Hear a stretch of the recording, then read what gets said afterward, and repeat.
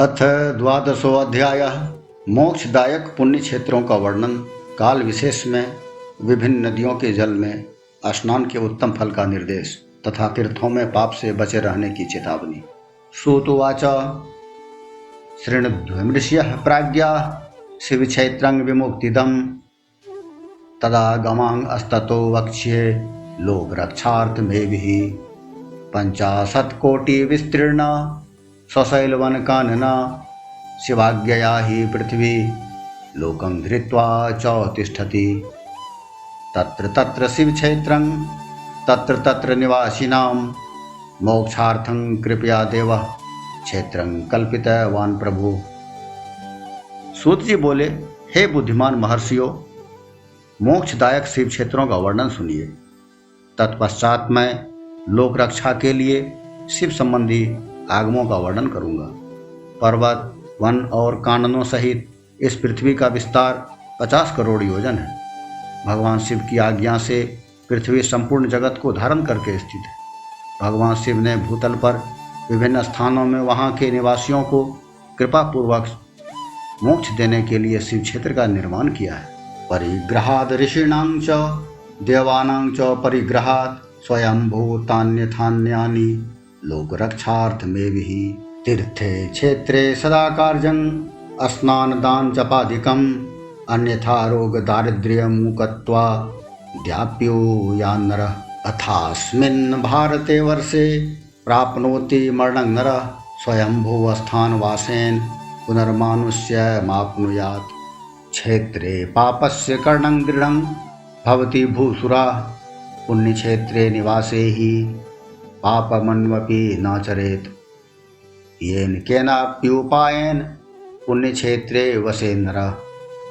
कुछ क्षेत्र ऐसे हैं जिन्हें देवताओं तथा ऋषियों ने अपना वास स्थान बनाकर अनुग्रहित किया है, इसीलिए उनमें तीर्थत्व प्रकट हो गया है।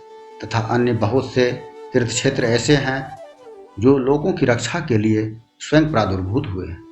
तीर्थ और क्षेत्र में जाने पर मनुष्य को सदा स्नान, दान और जप आदि करना चाहिए, अन्यथा वह रोग, दरिद्रता तथा मुक्ता आदि दोषों का भागी होता है।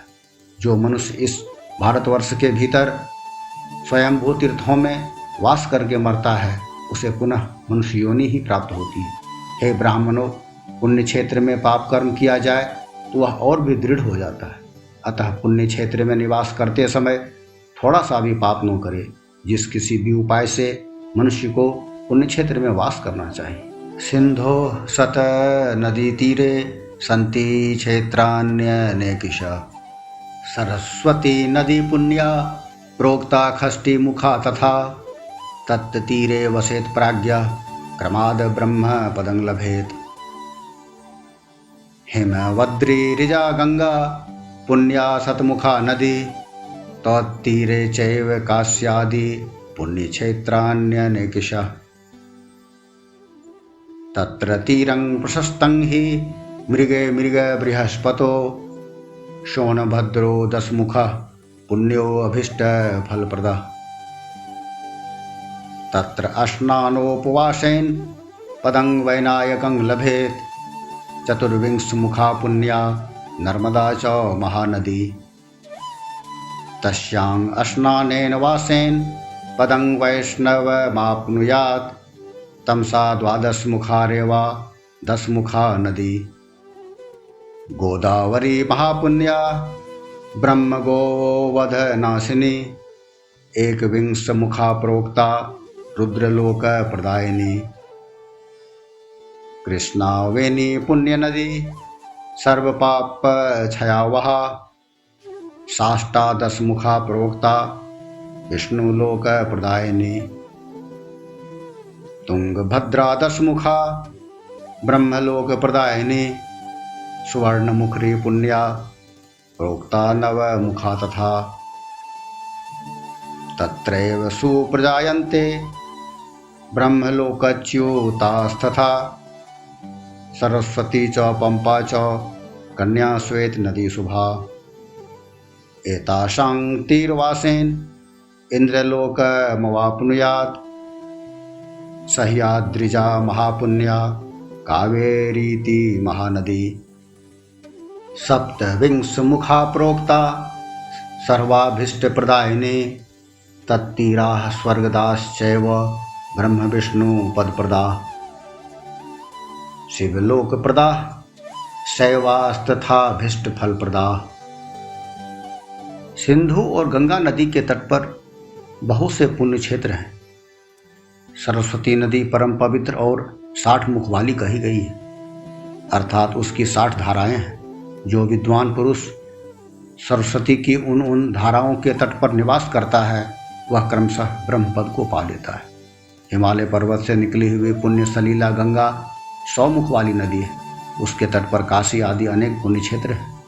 वहाँ मकर राशि के सूर्य होने पर गंगा की तटभूमि पहले से भी अधिक प्रशस्त एवं पुण्यदायक हो जाती है। सोनभद्र नदी की 10 धाराएं हैं। वह बृहस्पति के मकर राशि में आने पर अत्यंत पवित्र तथा अभिष्ट फल देने वाला हो जाता है।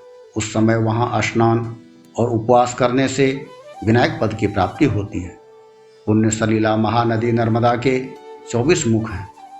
उसमें स्नान तथा उसके तट पर निवास करने से मनुष्य को वैष्णव पद की प्राप्ति होती है।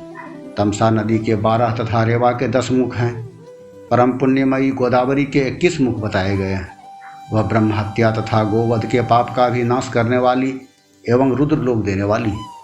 कृष्णवेणी नदी का जल बड़ा पवित्र है। वह नदी समस्त पापों का नाश करने वाली है। उसके 18 मुख बताए गए हैं तथा वह विष्णुलोक प्रदान करने वाली है। तुंगभद्रा के 10 मुख हैं। वह ब्रह्मलोक देने वाली है। पुण्य सलीला सुवर्णमुखरी के 9 मुख कहे गए हैं। ब्रह्मलोक से लौट रहे हुए जीव उसी के तट पर जन्म लेते हैं। सरस्वती, पंपा, कन्याकुमारी तथा शुभ कारक श्वेत नदी ये सभी पुण्य क्षेत्र हैं। इनके तट पर निवास करने से इंद्रलोक की प्राप्ति होती है। सह्य पर्वत से निकली हुई महानदी कावेरी परम पुण्यमयी है। उसके 27 मुख बताए गए हैं। वह संपूर्ण अभिष्ट वस्तुओं को देने वाली है। उसके तट स्वर्गलोक की प्राप्ति कराने वाले तथा ब्रह्मा और विष्णु का पद देने वाले हैं। कावेरी के जो तट शैव क्षेत्र के अंतर्गत हैं वे अभिष्ट फल देने के साथ ही शिवलोक प्रदान करने वाले भी। नैमिषे बद्रे अश्नायान में सुगे च गुरु रवो ब्रह्मलोक प्रदं विद्यात् ततः पूजादिकं तथा सिंधु नद्यां तथा स्नानं सिंहे कर्कटगे रवो केदारोदक पानं च स्नानं च ज्ञानदं विदुः।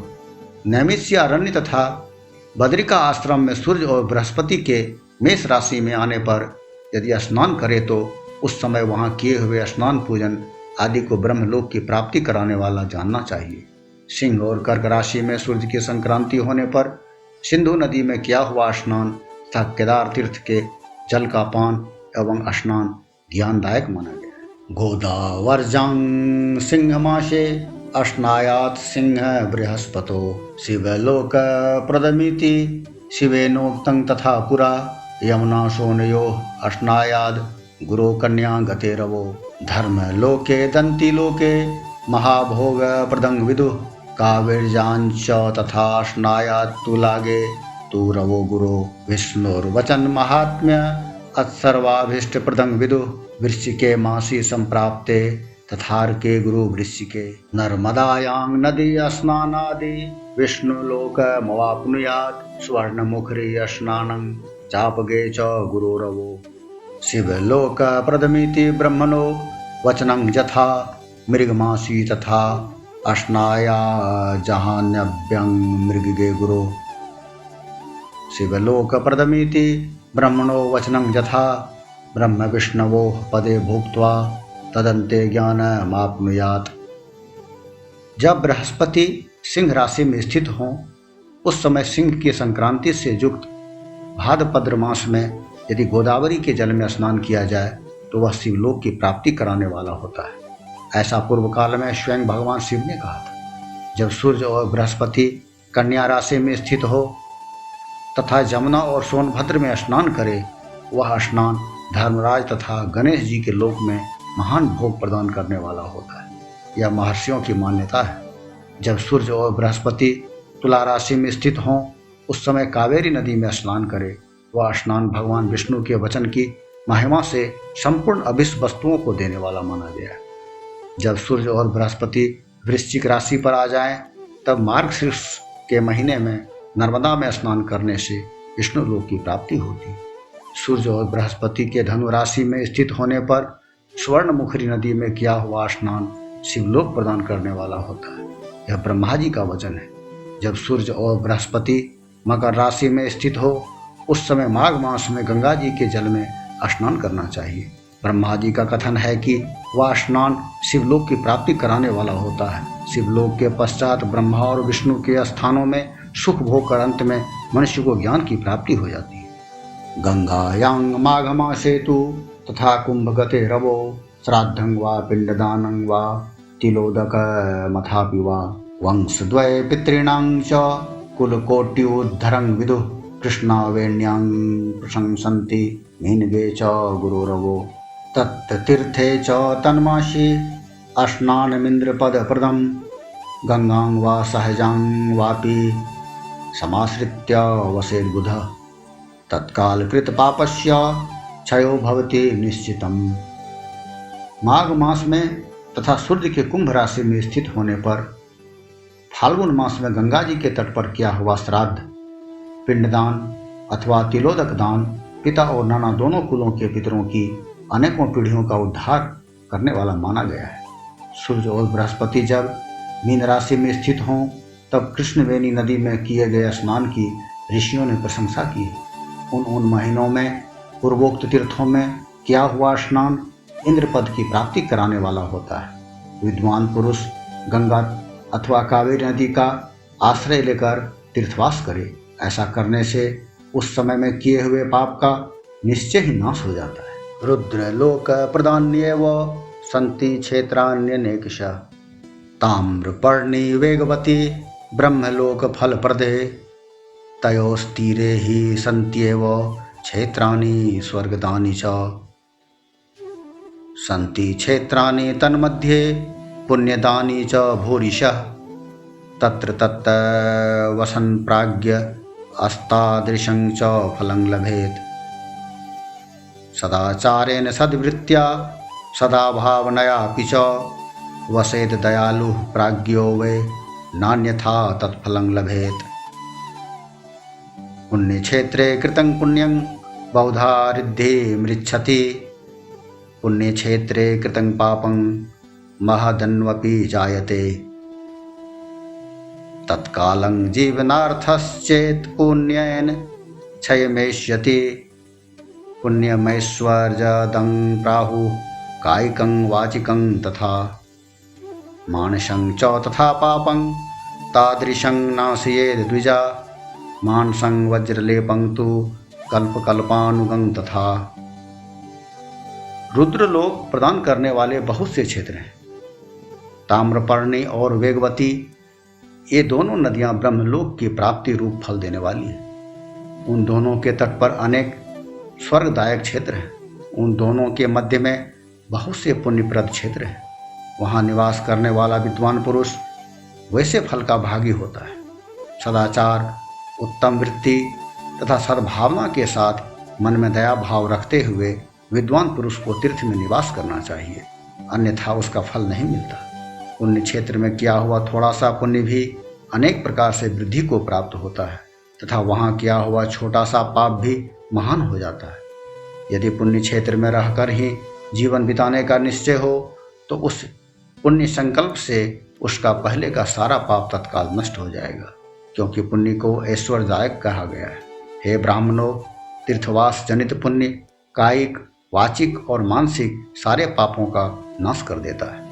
तीर्थ में किया हुआ मानसिक पाप वज्रलेप हो जाता है, वह कई कल्पों तक पीछा नहीं छोड़ता है। ध्यानादेव ही तन्नस्येन नान्यथा नाशमृच्छति वाचिकं जप जालेन कायिकं काय शोषणात् दानाद् न कृतं नस्येन नान्यथा कल्पकोटिभिः क्वचित् पापेन पुण्यं च वृद्धिपूर्वेण नश्यति।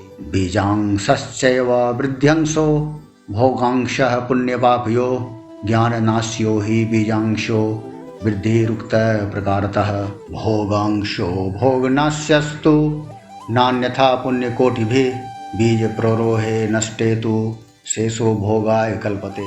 देवानां पूज्या चैव ब्राह्मणानां च दानतः तपोधिक्याच्च कालेन भोगः सह्यो भवेन्द्रिणां तस्मात् पाप कृत्वैव वस्तव्यं सुखमिच्छता। वैसा पाप केवल ध्यान से ही नष्ट होता है, अन्यथा नष्ट नहीं होता। वाचिक पाप जप से तथा कायिक पाप शरीर को सुखाने जैसे कठोर तप से नष्ट होता है। धनोपार्जन में हुए पाप दान से नष्ट होते हैं, अन्यथा करोड़ों कल्पों में भी उनका नाश नहीं होता। कभी कभी अतिशय मात्रा में बढ़े पापों से पुण्य भी नष्ट हो जाते हैं। पुण्य और पाप दोनों का बीजांश वृद्ध्यांश और भोगांश होता है। बीजांश का नाश ज्ञान से, वृद्ध्यांश का ऊपर लिखे प्रकार से तथा भोगांश का नाश भोगने से होता है। अन्य किसी प्रकार से करोड़ों पुण्य करके भी पाप के भोगांश नहीं मिट सकते। पाप बीज के अंकुरित हो जाने पर उसका अंश नष्ट होने पर भी शेष पाप भोगना ही पड़ता है। देवताओं की पूजा, ब्राह्मणों को दान तथा अधिक तप करने से समय पाकर पाप भोग मनुष्यों के सहने योग्य हो जाते। इसीलिए सुख चाहने वाले व्यक्ति को पापों से बचकर ही तीर्थवास करना चाहिए। इस प्रकार श्री शिव महापुराण के अंतर्गत प्रथम विद्वेश्वर संहिता में शिव क्षेत्र का वर्णन नामक 12वां अध्याय पूर्ण हुआ।